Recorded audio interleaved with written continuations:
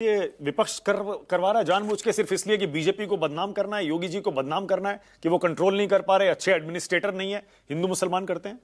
नहीं, देखिए समस्या की असली जड़ जो है, एक तो आपने कहा कि योगी जी ने कहा कि यहाँ बीजेपी की सरकार है। योगी जी ने ऐसा नहीं कहा। योगी जी ने कहा देखो यहाँ किसकी सरकार है। वो कहना चाह रहे हैं कि मेरी सरकार है, योगी आदित्यनाथ की। योगी आदित्यनाथ की सरकार में मोहब्बत की बात करना सख्त गुनाह है। नफरत की बात रोज कर सकते हैं आप, नफरत कितनी भी फैलाइए, मोहब्बत की बात करोगे तो सरकार कार्रवाई करेगी। पहली बात तो ये। दूसरी बात, इस तरह सरकारें चलती रही नहीं है। जो भाषा योगी आदित्यनाथ बोल रहे हैं और जो अभी राकेश त्रिपाठी उदाहरण दे रहे थे, कह रहे थे गुजरात में बीजेपी की सरकार है, कोई सांप्रदायिक दंगा नहीं हुआ।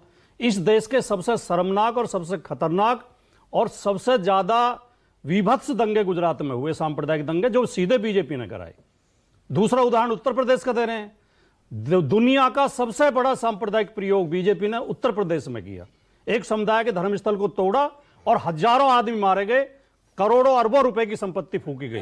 क्या बात कह रहे हो आप? खुद ही मतलब अपनी पीठ खुद ही थपथपाते रहते हो। अब मैं असली मुद्दे पर आना चाहता हूं।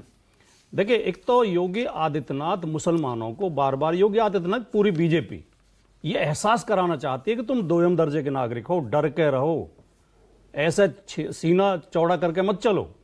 ये जो स्थिति पैदा हुई है, जो बरेली में हुआ, उसको कोई समर्थन नहीं कर सकता, गलत है। लेकिन वो स्थिति कैसे आई? 12 वफात के दिन जो जुलूस निकल रहा था, अगर आई लव मोहम्मद के पोस्टर ले लिए लोगों ने प्रेम में, तो पुलिस जाके, इन्होंने तो कहा ही कहा, बजरंग दल और विश्व हिंदू परिषद ने तो विरोध किया ही किया।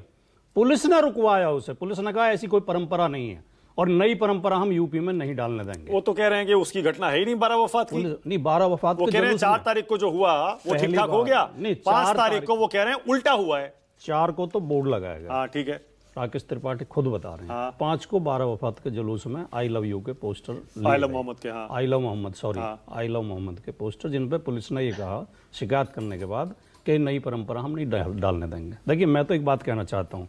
अंसार रजा बोल रहे थे ये आई लव राम कहें, आई लव कृष्ण कहें। राम और कृष्ण, आई लव राम कृष्ण केवल हिंदू ना कहें, सब कहें, क्योंकि वो सबके लिए संदेश है। उनके जीवन में राम आदर्श पुरुष थे, मर्यादा पुरुषोत्तम थे। उनका संदेश केवल हिंदुओं के लिए नहीं है, कृष्ण का संदेश केवल हिंदुओं के लिए नहीं है। ऐसी मोहम्मद साहब का संदेश केवल मुसलमानों के लिए नहीं है, पूरी इंसानियत के लिए है। और मैं तो खुल के कहना चाहता हूं आपके चैनल पे, मैं मोहम्मद साहब से बड़ा महापुरुष किसी को नहीं मानता।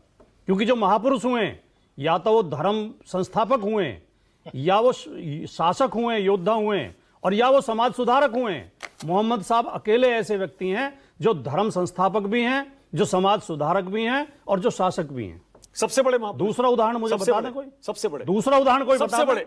नहीं, मैं तो विश्लेषण पार्टी जी सोच समझ के, ना मैं तो विश्लेषण करके बता रहा हूं। सोच समझ के सबसे बड़े है ना, सोच समझ के कह रहा हूं। फिर से सुन लीजिए, सबसे बड़े सुन लीजिए, फिर से सुन लीजिए, please allow me to interrupt. काटे करो। हाँ, कोई दूसरा व्यक्तित्व मुझे बता दें जो धर्म संस्थापक भी हो, समाज सुधारक भी हो, और शासक भी हो, राजनीतिक भी हो। ढूंढ के बता दें मुझे इतिहास में मोहम्मद साहब ने कहा क्या था। उस समय अरब की स्थिति क्या थी?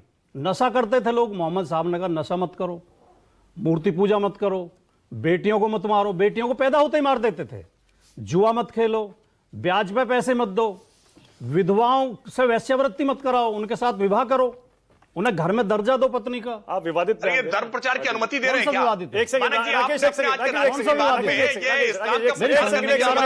आपको कौन सा एक सेकंड में आप ही को मौका दे रहा हूँ। एक सेकंड रुकिए, एक सेकंड राकेश त्रिपाठी, 1 सेकंड में आप ही को मौका दे रहा हूँ। एक सेकंड रुक जाइए, एक सेकंड, मैं स्पष्टता चाह रहा हूँ, एक स्पष्टीकरण चाह रहा हूँ। एक सेकंड बंद करिए राकेश, एक सेकंड आपके पास आ रहा हूँ। 1 मिनट जरा।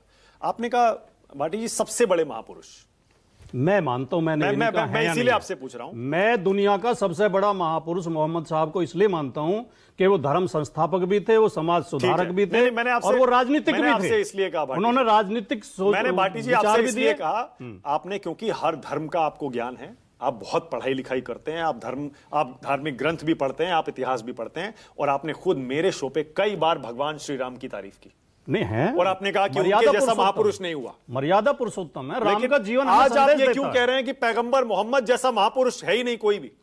वो जो है, तीनों खूबियां उनके अंदर हैं।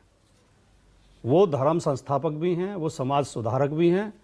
राम ने समाज सुधार का कोई संदेश नहीं दिया हमें।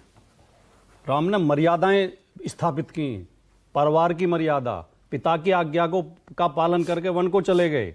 भाई के साथ कैसा व्यवहार किया जाए, पत्नी के साथ कैसा व्यवहार किया जाए। राम ने यह भी सिखाया कि शत्रु के साथ कैसा व्यवहार किया जाए। रावण के साथ भी उनका व्यवहार अमर्यादित नहीं है।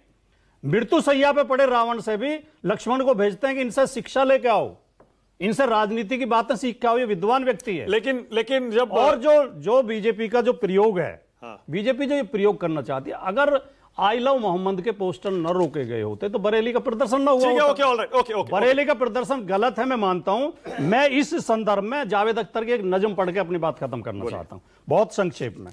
देखिए, और इसे समझने की जरूरत है। किसी का हुक्म है, इस गुलसिता में बस एक रंग के फूल होंगे। कुछ अफसर होंगे जो ये तय करेंगे गुलिस्ता किस तरह बनना है कल का। यकीनन फूल तो एक रंगी होंगे, मगर ये रंग होगा कितना गहरा कितना हल्का, ये अफसर तय करेंगे। किसी को ये कोई कैसे बताए, गुलिस्ता में कहीं भी फूल एकरंगी नहीं होते, कभी हो ही नहीं सकते कि हर एक रंग में छिपकर बहुत से रंग रहते हैं। जिन्होंने बाग एकरंगी बनाना चाहे थे, जब उनको जरा देखो कि जब एक रंग में 100 रंग जाहिर हो गए हैं तो कितने परेशान हैं, वे कितने तंग रहते हैं। किसी को ये कोई कैसे बताए, आखिरी पंक्तियां हैं और समझने की पंक्तियां हैं। हवाएं और लहरें कब किसी का हुक्म सुनती हैं, हवाएं हाकिमों की मुट्ठियों में, हथकड़ी में, कैद खानों में नहीं रुकती।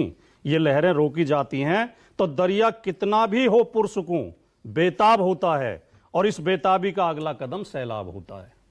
शासन जब जब जनभावनाओं पर रोक लगाता है, रोकने की कोशिश करता है। Okay Rakesh Tripathi, alright, okay.